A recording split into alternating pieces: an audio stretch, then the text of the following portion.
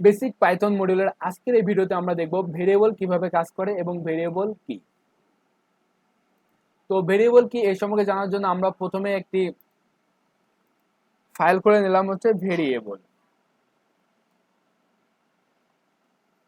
তো ভেরিয়েবল বিষয়টা কি? ভেরিয়েবল হচ্ছে কোনো একটা নাম। এখন নাম বললাম কি, যে ওই নামের অধীনে কোনো একটা ডাটা রাখা হয়। ধরেন যে আপনার একটা নাম আছে মেহেদি, আমার একটা নাম আছে ধরেন যে মেহেদি, আপনার নাম ধরেন যে অন্য কিছু একটা। তো যখনই আমি মেহেদি নামটা ডাক দেবো তখন কি আসবো? মেহেদি তো আসবো, তাই না? তো ভেরিয়েবলটা আমাদের ঠিক তেমনই একটা নাম। যখনই আমরা ওই নামটাকে ডাক দেবো তখন ওর ভিতরে যা আছে সে চলে আসবে। তো ভেরিয়েবলের নাম যখনই নর্মালি যখন আমরা অন্যান্য প্রোগ্রাম করি তখন আমাদের ফার্স্টে দিতে হয় কি ভেরিয়েবলের টাইপ, যে ইন্টিজার টাইপ কি, ফ্লোট টাইপ কি, ডাটা টাইপ।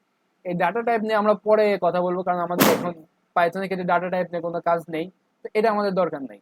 ডাটা টাইপ নিয়ে আমাদের ভিডিও আসবে, তখন আপনারা এই সম্পর্কে ফুললি ডিটেলস জানতে পারবেন। তো পাইথনে ভেরিয়েবল নামের ক্ষেত্রে আমাদের কোনো টাইপ ডিক্লেয়ার করতে হয় না, নর্মাল একটা ভেরিয়েবলের নেম দেবেন। ভেরিয়েবল নেম দেওয়ার পরে এখানে কি রাখবেন? আপনার ডাটা রাখবেন। তাহলে একটা ভেরিয়েবল ডিক্লেয়ার করা হয়ে যাবে। তো যখনই আপনি ভেরিয়েবল ডিক্লেয়ার করবেন কম্পিউটার, তখনই এই ভেরিয়েবলের নামের অধীনে কম্পিউটার ধরেন যে একটা মেমোরি, তো এই নামের অধীনে সে কিছু একটা জায়গা ধরবে, যেমন 2 কিলোবাইট, 1 কিলোবাইট, তারপর 2 বাইট, যে কোনো একটা জায়গা পরিমাণ আমরা পরবর্তীতে জানবো। তো কিছু একটা জায়গা সে দখল করবে।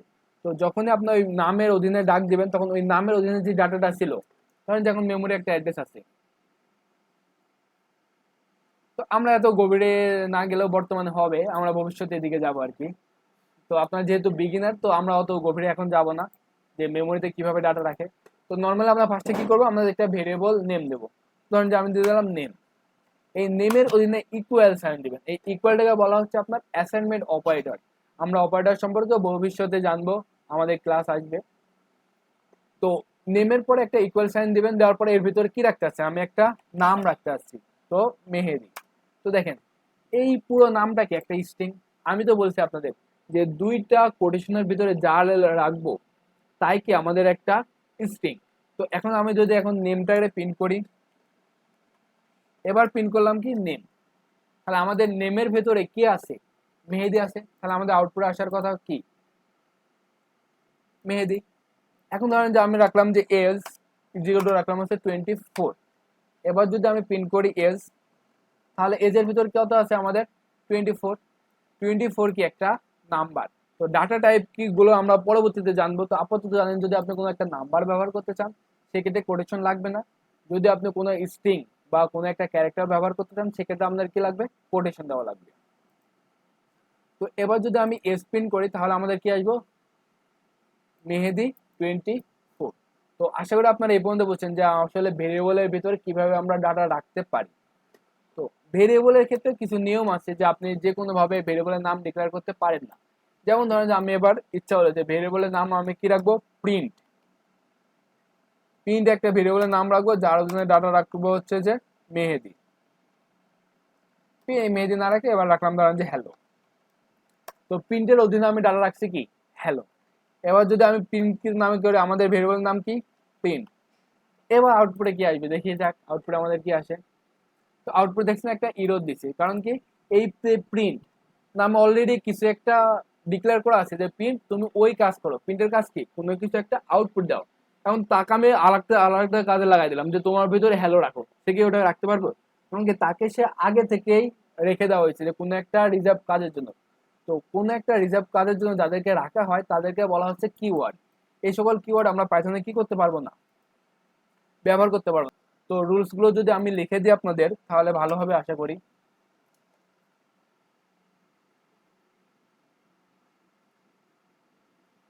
তো আমাদের প্রথম যে রুলস সেটা হচ্ছে যে যে সকল আমাদের রিজার্ভ কিওয়ার্ড আছে ওইগুলোর নাম কখনো কি হতে পারে না? কোনো একটা ভেরিয়েবলের নাম হতে পারে না।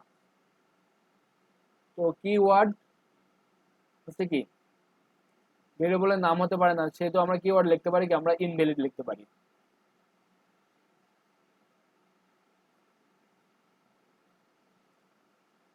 তারপর কি হতে পারে? কোনো একটা ভেরিয়েবলের নামের পূর্বে আপনি কখনো কোনো নাম্বার ব্যবহার করতে পারবেন না। এখন ধরেন যে আমি লিখলাম যে ওয়ান নেম ইজ লিখলাম হচ্ছে যে মেহেদি। সেকেন্ড নেম ইকুয়াল টু লিখলাম হচ্ছে যে হাসান। এবার যদি আমি প্রিন্ট করি, প্রিন্ট হচ্ছে লিখলাম যে ফার্স্ট নেম, তাহলে কি আমাদের নেমটা প্রিন্ট হবে? তো এবার দেখা যাক প্রিন্ট হয় কিনা। তো এবার এটা দিচ্ছে যে ইনভ্যালিড ডেসিমেল ইলিটারেট, অর্থাৎ কি বলতে চাচ্ছে যে আপনি কোনো ভেরিয়েবলের নামের পূর্বে কোনো সংখ্যা ব্যবহার করতে পারবেন। আপনি যে কোনো ডিজিট এগুলো ব্যবহার করেন, যে ক্যারেক্টার, যে নেম, মেহেদি, যা খুশি তা ব্যবহার করতে, কিন্তু কোনো সংখ্যা, কোনো নাম্বার ব্যবহার করতে পারেন। কিন্তু এই নাম্বার আপনি কি করতে পারেন, সবার শেষে ব্যবহার করতে পারেন, যে সবার শেষে অথবা মাঝখানে, মানে প্রথমে ব্যতীত যে কোনো জায়গায়। ধরুন যে আমি লিখলাম যে নেম ওয়ান, নেম টু। এবার যদি আমি নেম ওয়ান রে প্রিন্ট করি তাহলে কি প্রিন্ট হবে? তো আমাদের রুলস অনুযায়ী তো হওয়ার কথা। তো এবার যদি আমরা আউটপুট দেখতে পাই, তো দেখবো হচ্ছে মেয়েদের আমাদের এটা কি করতে পারতেছে, কাজ করতে পারতেছে। অর্থাৎ কি হতে পারবো না, কোনো ভেরিয়েবলের নামের পূর্বে কি হতে পারবো না, আমাদের নাম্বারটা কি হচ্ছে আমাদের ইনভ্যালিড। এরপরে এরপরে দ্বিতীয় আর একটা রুলস হচ্ছে ভেরিয়েবলের নামের মাঝখানে আপনি কখনো স্পেস দিতে পারবেন না। যেমন হচ্ছে যে মাই এজ ইকুয়াল দিলাম হচ্ছে 24। এবার যদি আমি মাই এজ এর প্রিন্ট করতে চাই যে মাই এজ, তাহলে কি ঠিকভাবে কাজ করবে? তাহলে কিন্তু ঠিকভাবে কাজ করতে হবে। আমাদের প্রোগ্রামে একবারও কি দেবো, একটা ইরর দেবো যে ইনভ্যালিড সিনট্যাক্স, অর্থাৎ ভেরিয়েবলের নামের মাঝখানে আপনি কি করতে পারবেন না, কখনো স্পেস দিতে পারবেন না। তাহলে আমরা যদি এখানে দেখি 3 নম্বরে আমাদের কি স্পেস নট অ্যালাউ। এরপরে হতে পারে যদি আপনার প্রয়োজন হয় একান্ত যে আমি দুইটা ওয়ার্ড ইউজ করব, মাঝখানে কি থাকবো, আমাদের একটা স্পেস থাকবো। তো সেক্ষেত্রে আপনি কি করতে পারেন, কি এই যে দুইটা ওয়ার্ড আছে আলাদা আলাদা, তাদের মাঝখানে একটা আন্ডারস্কোর ব্যবহার করতে পারেন। তো দুইটা আলাদা ওয়ার্ডের মাঝখানে যখনই আন্ডারস্কোর ব্যবহার করবেন তখনই তারা কি করতে পারবেন, আপনি ব্যবহার করতে পারেন। এরপর যদি আমি আউটপুট দেখি তাহলে দেখতে পাবো যে হচ্ছে আমাদের কি 24 ঠিকভাবে আউটপুট আসছে। এছাড়া আপনি ভেরিয়েবলের নামের পূর্বে কোনো একটা নামের মাঝখানে হোক যেখানে হোক কোনো স্পেশাল সিম্বল ব্যবহার করতে পারবেন না। যেমন ধরেন যে আমি এবার স্যালারি লিখলাম যে স্যালারি, একটা ডলার সাইন দিলাম, ইজিক্যাল টু লিখলাম যে 24,000, ঠিক আছে। তো এবার যদি আমি প্রিন্ট করতে চাই যে স্যালারি, তাহলে কি আমাদের আউটপুট ঠিক থেকে আসবে? তো এবারও আমাদের আউটপুট কি আসবে না, ঠিকভাবে আসবে না। কারণ কি, কোনো ভেরিয়েবলের নামের মাঝখানে আমরা কোনো স্পেশাল ক্যারেক্টার কখনো কি করতে পারবো না, ব্যবহার করতে পারবো না। তো আপনি যদি এখানে গুগলে লিখেও সার্চ দেন যে naming name variable name rules rules in Python, তাহলে আপনি এখানে পূর্ববর্তী একটা লিস্ট পাবেন যেখানে আপনার ভেরিয়েবলের নাম কি কি হওয়া সম্ভব, কি কি হওয়া সম্ভব না, এই সম্পর্কে পুরো ডিটেলস আরও বলা হয়েছে। তো আশা করি আপনারা ভেরিয়েবলের নামগুলো ঠিকভাবে দেবেন, কারণ আমি দেখছি বেশিরভাগ সময়ই সবাই ভেরিয়েবলের নামের পূর্বে একটা নাম্বার ব্যবহার করে, যার কারণে কি হয়, প্রোগ্রামে কোনো না কোনো ইরর আসে, তখন সে পুরো জায়গায় খুঁজতে থাকে যে আমার প্রোগ্রামে ইরর কই, এরা পায় না। তো আপনার ভেরিয়েবলের নাম অবশ্যই মাস্ট বি কোনো একটা লেটার অথবা আন্ডারস্কোর দিয়ে শুরু করতে হবে, অর্থাৎ মাঝখানে কোনো ডিজিট হবে না, মানে পূর্ব সবার প্রথমে। তারপর ভেরিয়েবল নাম can not be start with a number, ভেরিয়েবলের নাম কখনো নাম্বার দিয়ে শুরু হতে পারবে না। তারপর variable name can only contain alpha এবং ক্যারেক্টার এবং আন্ডারস্কোর, মানে এ থেকে জেড পর্যন্ত যা কিছু ব্যবহার করতে পারেন মাঝখানে, যেখানে হোক 0 থেকে 9 পর্যন্ত শেষে, মানে প্রথমে ব্যতীত এগুলো ব্যবহার করতে পারেন। আন্ডারস্কোর আপনি প্রথমে ব্যবহার করতে পারেন। এছাড়া যদি আপনার ভেরিয়েবলের নামের মাঝখানে দুইটা রুলস আছে, একটা হচ্ছে আপনার ক্যামেল কেস আর আরেকটা বলা হচ্ছে আপনার স্ট্যান্ডার্ড রুলস বলা হয় আর কি, যে আপনি যে কোনো রুলস ব্যবহার করতে পারেন। ধরেন যে এবার দরকার হচ্ছে আমার মাই এজ, এটা আপনি আন্ডারস্কোর দিয়ে লিখতে পারেন যে 24 প্রিন্ট মাই এজ, এটাও সঠিক। আবার যদি আপনি লেখেন যে মাই এজ ইকুয়াল 24, এটাও সঠিক। পাইথন সাজেস্ট করে যে আপনারা সবসময় এইটা লিখবেন, কারণ এটা হচ্ছে স্ট্যান্ডার্ড রুলস পাইথনের ক্ষেত্রে।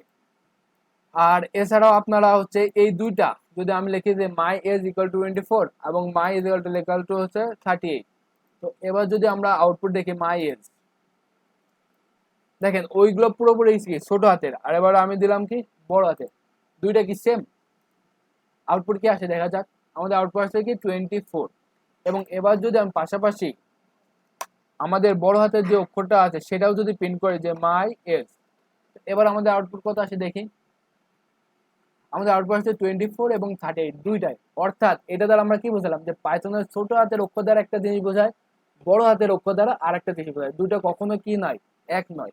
তো এটাই বলছে এখানে যে ভেরিয়েবল নেমস আর কেস সেন্সিটিভ, অর্থাৎ ছোট হাতের অক্ষর দ্বারা আলাদা মিনিং বোঝায়, বড় হাতের অক্ষর দ্বারা কি বোঝাচ্ছে, আলাদা মিনিং। তারপর হচ্ছে ভেরিয়েবলের নাম can not be a Python keyword. আমি যেটা ফার্স্টে বললাম যে পাইথনের কিছু কিছু কিওয়ার্ড আছে, যেমন আমরা একটু আগে শিখছি প্রিন্ট। প্রিন্ট একটা কি রিজার্ভ কিওয়ার্ড, ওটার কাজ কি কোনো কিছু আউটপুট দেখানো। ওইটা যদি আপনি ভেরিয়েবলের নামের ভেতরে দেন সেটা কি করবে না, ভেরিয়েবল নাম হিসাবে কাউন্ট হবে না। তো এই ক্ষেত্রে আপনারা আউটপুটে কি পাবেন, একটা ইরর পাবেন। তো এখানে বিভিন্ন রুলস আছে, আপনারা এখান থেকে দেখে নিতে পারেন। আর আমার ভিডিও রুলস গুলো যেগুলো মূলত বেশিরভাগ ক্ষেত্রে ব্যবহার করা হয় এইগুলো আমি বুঝিয়েছি।